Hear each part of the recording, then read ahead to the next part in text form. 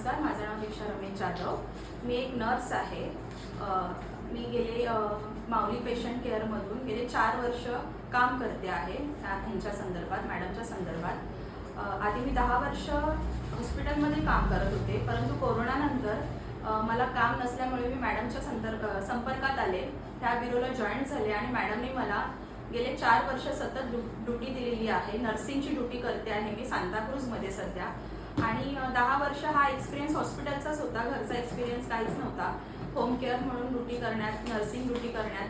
परंतु मॅडमनी मला हिंमत दिली आणि म्हटलं, नाही सिस्टर तुमच्याकडनं होईल, तुम्ही कराल म्हणून. घरी जे हॉस्पिटलमध्ये करतात ते तुम्हाला घरी करायचं असं पहिल्या ह्याच्यामध्ये त्यांनी मला सांगितलं. आणि आज गेले 4 वर्ष मी एकच ड्युटी मॅडमकडनं करत आहे.